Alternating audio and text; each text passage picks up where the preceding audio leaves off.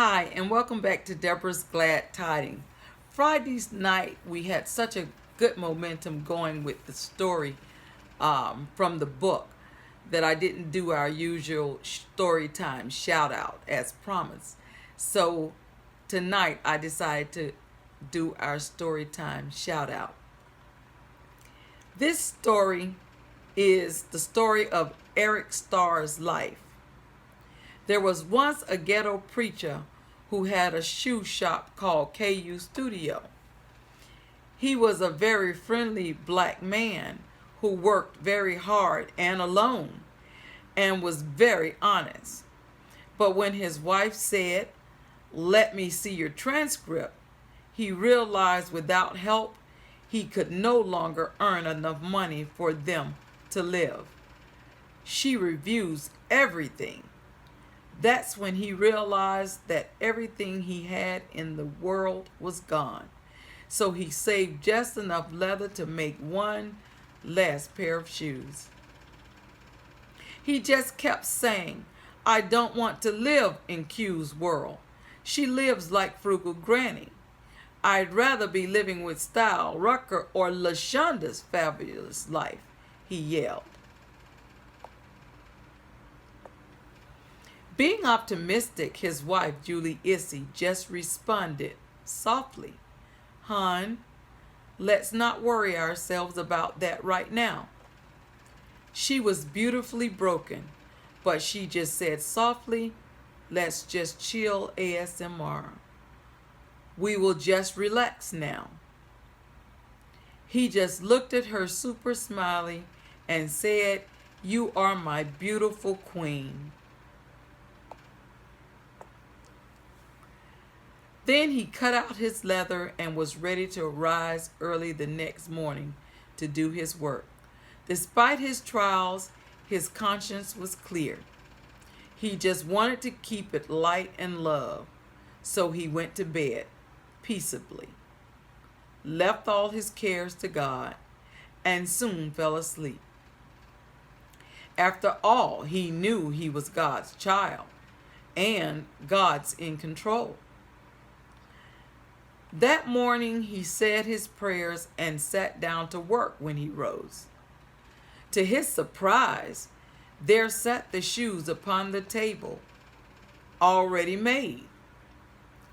Eric didn't know what to say or think about such an odd thing happening.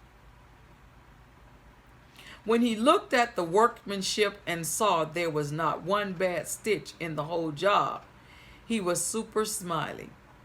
The job was as good and neat as old Joe the Crocheting Sailor's work. In fact, he thought to himself it was quite a masterpiece.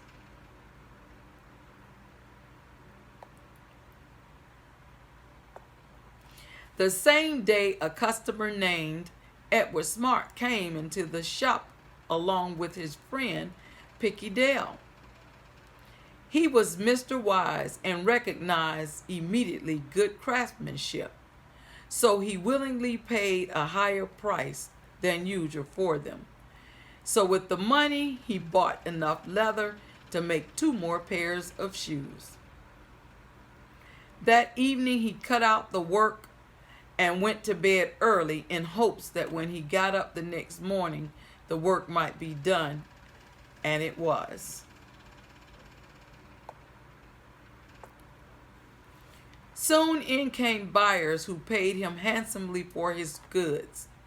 Big E support groups stopped by the shop looking for a suit and recognized the good craftsmanship of the shoes. Box Fan D drove up to the shop because he was trucking along with Kiersey and their other friends, Jamaican family, Clark, Mr. Random, and Eugenia Palaka too, so that he bought leather enough for 4 more pairs of shoes. He cut out the work again overnight and found it to be quite a delight that the work was done in the morning as before. This went on for some time, him prepping the material before he went to bed. He figured this is a slick production. Why stop now? The shoes were made and spit shined and ready in the evening by daybreak.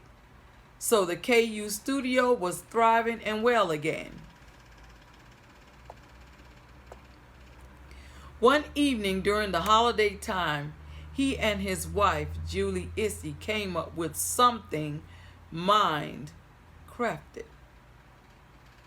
While sitting and chatting together, he said to her, "I would like to sit up and watch tonight so we can see who it is that comes and does my work for me."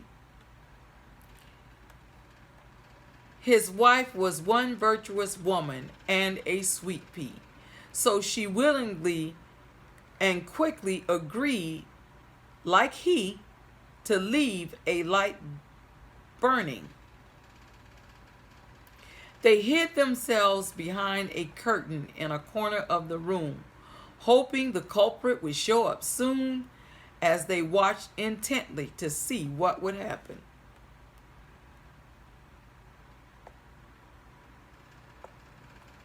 As soon as it was midnight, in came three little naked dwarfs, Girl Beauty MUA, Life Hack D, and First Son's Motif. They were buzzing around like fruit fly, and then they sat themselves upon the shoemaker's bench. His wife whispered, "'Bout time," for she too grew tired of waiting to see what would happen. They took up all the work that was cut out and began to work their little fingers out, stitching and wrapping and tapping away at such a rate that the shoemaker was amazed and couldn't take his eyes away. On they went until the job was done and the shoes stood ready for him upon the table. This was long before daybreak, and then they hustled away before you could say PROMOSTK, eating good in the neighborhood. PROMOSTK, eating good in the neighborhood. The next day, Julie Issy said to her husband, "These little ones have made us rich, and we ought to be thankful to them and do this one good deed, if you would please. I am quite sorry to see them run around as they do. It is not very decent for them to have nothing upon their backs to keep off the cold, especially the female, you know. You know it's hard not to care when you are accustomed to being a mama bear of four," she said.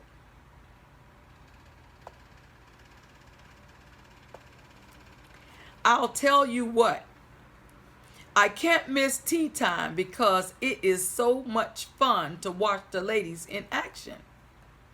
Carolyn eats all the hors d'oeuvres. She acts like she never gets a good meal. Another woman just sits there daydreaming in a stare. Every time I say, 'Why is she staring into space?' my friend Deborah takes the island reaction and says, 'Leave them go. Those are Shanique's dreams, and these are our mobile diaries.'"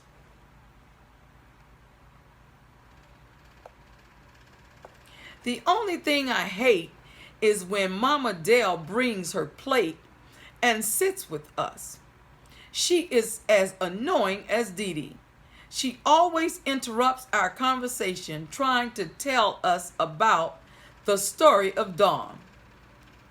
Tomorrow when I come back home from the Diamond Girl tea time and eating with Miss P and my other friend Deborah Mosley, I will make each of them a shirt and a coat, pants for the men, and a skirt to go with her shirt. Will you make each of them a little pair of shoes? That's the least we can do because we are just so blessed to have them." The thought pleased him very much, And one evening when all the things were done, they left them laid upon the table, went and hid themselves to watch what the little elves would do.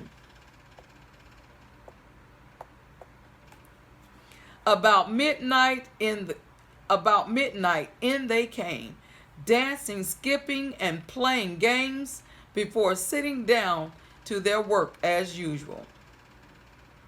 When they saw the clothes lying there on the table for them, they laughed and chuckled, got dressed, and they left.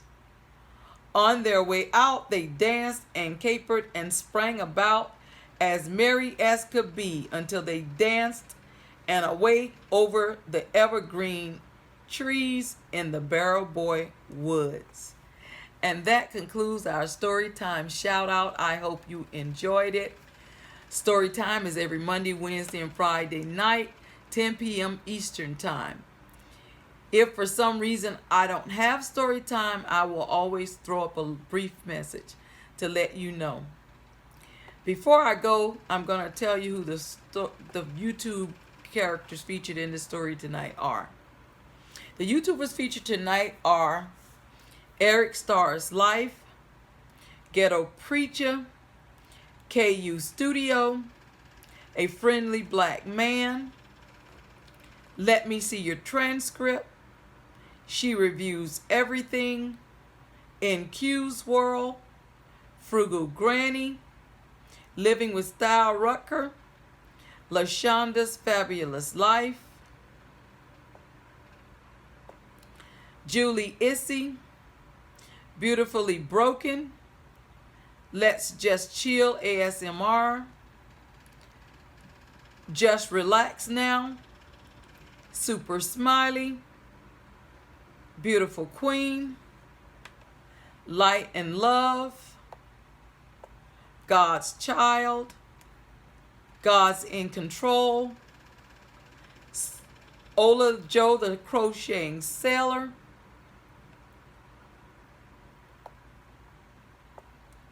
Edward Smart, Picky Dale, Mr. Wise, Big E's Support Group,